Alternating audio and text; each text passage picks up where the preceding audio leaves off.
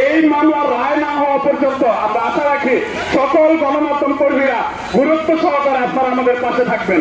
সংগ্রামী ছবি আমি এ পর্যায়ে বক্তব্য রাখার জন্য অনুরোধ করবো। আমরা মানববন্ধন এখনই শেষ করবো। এ পর্যায়ে আমরা বক্তব্য রাখার জন্য অনুরোধ করব আমাদের মরহুম সুরুজ মিয়া ভাইয়ের কনিষ্ঠ সন্তান এবং যুবলীগ নেতা মুন্না আহমেদ কাকাকে বক্তব্য রাখবেন। সুরুজ মিয়া পরিবারের অন্যতম সন্তান আমাদের সুরুজ মিয়া মাজর ভাইয়ের কনিষ্ঠ সন্তান জনাব মুন্না আহমেদ কাকাকে। ফাঁসি ফাঁসি ফাঁসি চাই, হিরা চালুর ফাঁসি চাই, হিরা চালুর কালো হাত এখানে দাও, ঘুরিয়ে দাও।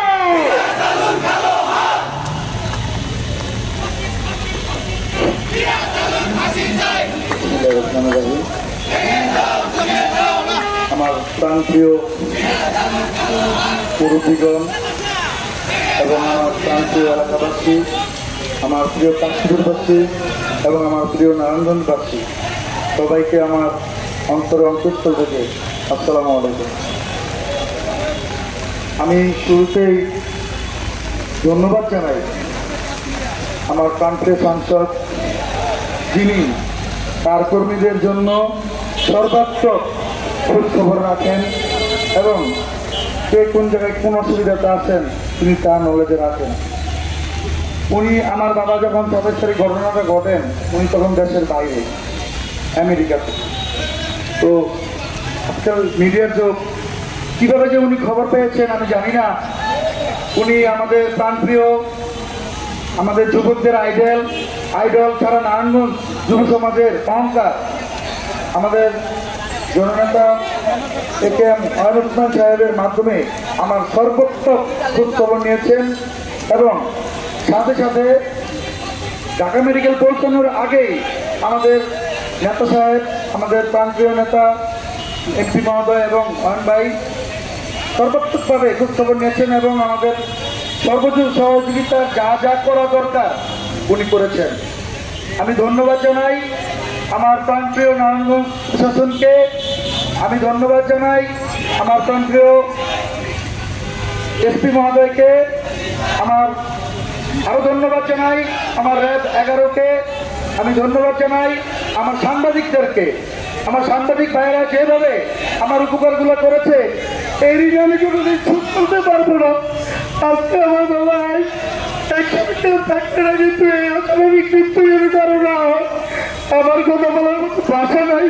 তারপরেও আমি না বলে পারছি না, কারণ আমার পরিবারে আরও আমরা 4 ভাই, 4 ভাইয়ের ভিতর থেকে আমার বাবা তো চলেই গেছে না ফেরত। ওরা আমার বাবাকে সহজভাবে হত্যা করলো। আমার বাবার বয়স প্রায় 80 ছুঁই। উনি ওদের কাছে হাত জোর করে ক্ষমা চেয়েছিল, কেন কতদিন পরে বাবাই মারা যাবো, মানে তোরা মাফ করতে দে। আপনারা ওই ভিডিও ফুটেজগুলো দেখতে পারবেন, ওরা তাও ওনারা মাফ করে নাই। উনি মাফ চাইছে হাত জোর করে, ভিডিও ফুটেজ সব প্রমাণ। ওরা আমার পায়ে দুটাকে মানে কোনো অংশে বাদ রাখে নাই। আমার 2টা ভাই ওরা এখনো আইসিইউতে, ওদের জ্ঞান ফিরানোটাই অনেক চাপ হয়ে যাচ্ছে। অপারেশন বা কোনো ধরনের চিকিৎসা যে করবে সেটা তো পরেই। ওদের মানে প্রতিদিন 2 ব্যাগ 4 ব্যাগ 5 ব্যাগ করে রক্ত লাগতেছে 2 ভাই। যাই হোক, আমি আরো ধন্যবাদ জানাই আমার এই বাংলাদেশ পরিচালনা করার জন্য যেই সংস্থাগুলা, বাংলাদেশ সুস্থ থাকার জন্য যেই সংস্থাগুলো কাজ করে, প্রত্যেকটা সংস্থা আমার পাশে খুব গুরুত্বপূর্ণভাবে ভূমিকা পালন করছে। তা আমি এতটাই ওনাদের প্রতি আস্থাশীল, আমার প্রশাসনের প্রতি, আমার সাংবাদিক ভাইদের প্রতি এবং আমার জনসাধারণের প্রতি, সবাই আমাকে সহযোগিতা করছে।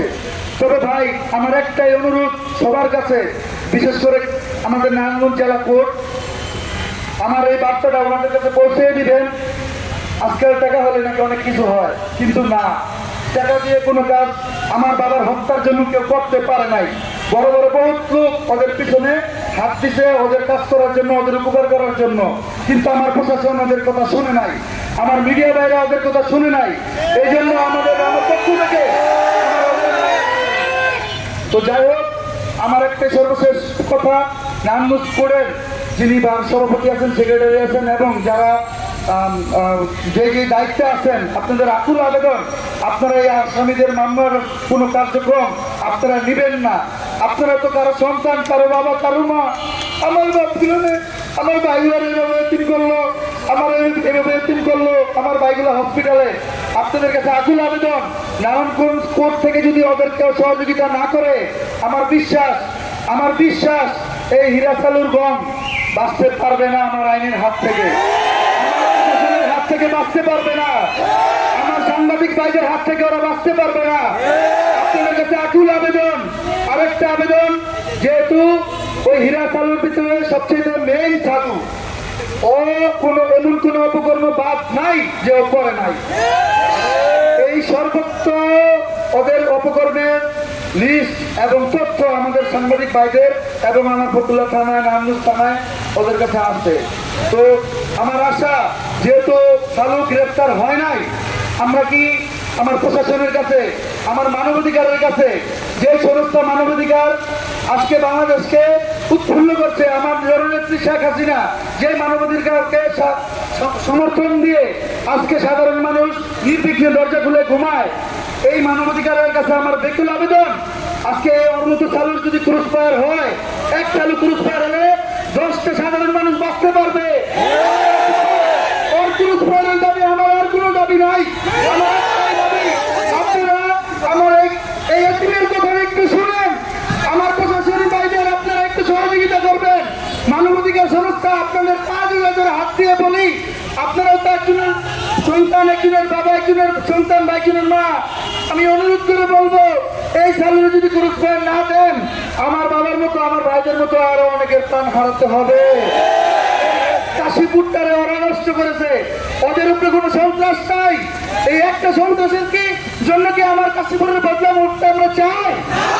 এই একটা সন্ত্রাসের জন্য কি আমার এমপি মহোদয়ের বদলাম আমরা চাই?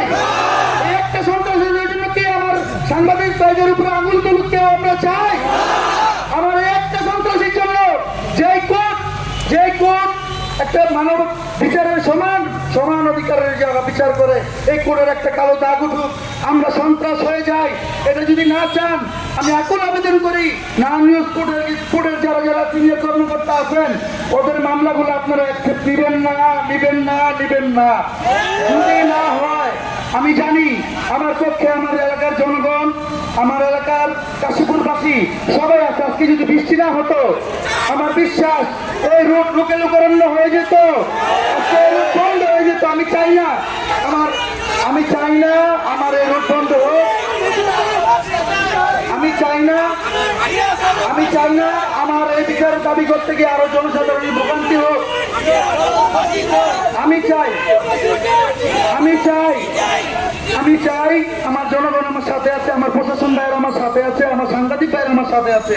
শুধু একটু স্বরাষ্ট্রমন্ত্রী সাহেব, আমার প্রধানমন্ত্রী সাহেব এবং আমাদের নারায়ণগঞ্জ কোর্ট যদি একটু সহযোগিতা করে, এই সালুর প্রস্তাব দিতে কোনো ব্যাপার না। আমি সাধারণ আরেকটা কথা আপনাদের কাছে অনুরোধ করে বলি, ভাইয়েরা, সাংবাদিক ভাইয়েরা, প্রশাসনিক ভাইয়েরা সবাই আমাদের যেহেতু পক্ষে আছে, কেউ আইন হাতে তুলে নেবেন না।